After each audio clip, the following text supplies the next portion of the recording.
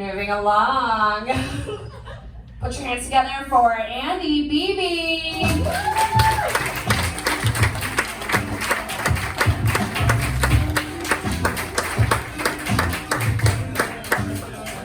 How's it going, everybody? Had a good time. I'm not having a good time. I just turned 30 not too long ago. I'm actually 30 and a half now. I don't know if we do have birthdays past a certain day. But every age group has their own unique way of making you feel bad about being 30, right?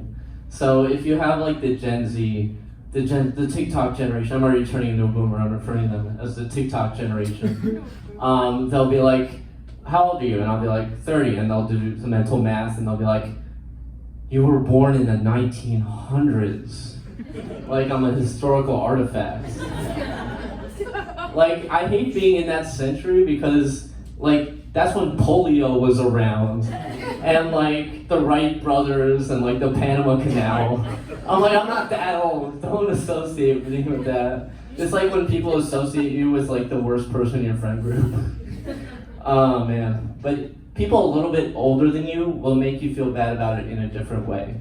So I was talking to somebody in their 40s. They're like, Andy, don't worry, your early 30s are the best time in your life. And that should be positive, right? But then you think about it, and you're like, okay, the time I'm in is the best time, and then after that, it's just gonna get progressively worse. And then the older people confirm that for me, because you know when you're in your 20s, you talk about going to parties, hooking up. Every time I'm in conversation with like an older person, they're just talking about what surgery they had most recently. I'm like, we're going from parties to like Friday night hip replacement. This isn't a great time. Oh man. But somebody who's not getting older is the guy who tried to shoot Trump. But I have a point here. Okay.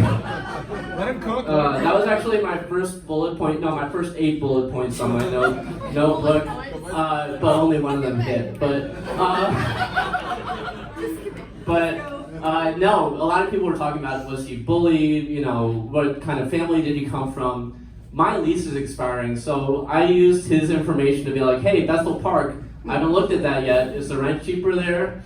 And the more I looked into it, the more I was like, wow, he had so much going for him. He really blew it. Like, he had a Trader Joe's, he had a train station, a haunted house.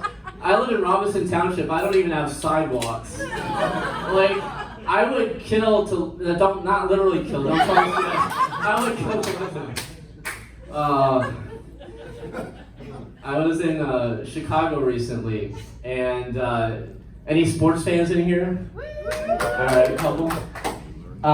They have this team, the soccer team, called the Chicago Fire. And I'm like, oh, like the TV show, probably honoring the fire department, right? And no, it's actually named after the Great Chicago Fire that killed like thousands of people. Strange name for guys that kick around the ball. But, you know, I was like, that's kind of inappropriate. Why would you name a sports team after something that killed thousands of people? That would be like naming a team the New York Jets. You wouldn't do that. The Jets are actually playing the Steelers in October.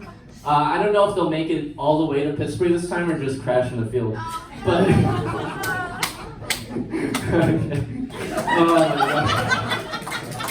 Thank you. Oh man. But yeah, I don't want to. Even though my dad is Middle Eastern, I don't want to do that kind of stuff. I want to help people. You know. If you were to have a superpower, anybody want to call out? What would your superpower be? Teleportation. Teleportation. Why would you want to teleport? Where would you? Anywhere I want. Anywhere you want. Okay. Yeah, probably not North Korea though. That'll be a rough time. Yeah. But my superpower, I want to help the most people. I would have a really long dick, and I want you to follow me here, okay? They're like, oh, Andy, you just want to have sex. And I'm like, no, I want to help people. I would have some fun. The Olympics are on, you know, they have the pole vault. I would just like lower myself on my stomach, just vault myself over. Or you ever been to a Renaissance festival where they have jousting? Or just like be hitting people off of horses? But no, I would help people. You know when they had the miners in Chile, right? They were stuck in this cave. the government could call me up, lay on my stomach over this cave, they would pull themselves up to safety. Or if somebody's like drowning off the Coast Guard could get me in their helicopter. I'm like, hold on, just the tip. But there was one situation where I wouldn't be able to help somebody. And that's if the fire department called. They're like, we can't reach, this family is stuck in this burning building. And I'm like, oh, it's a family, you say. And so they're like, yeah, we need your really long superpower dick to get them out of the building. And then I see the police department. And I'm like, all right, I can get the parents, but the kids are gonna have to stay inside. I don't want to end up on a list. Oh my gosh, all right. Last thing I'll say,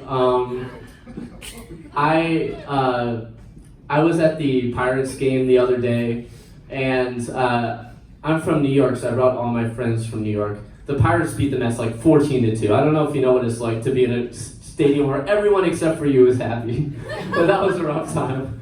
I'm sorry you guys drove 6 hours to lose by 12 runs, but there's a bridge outside the stadium, right?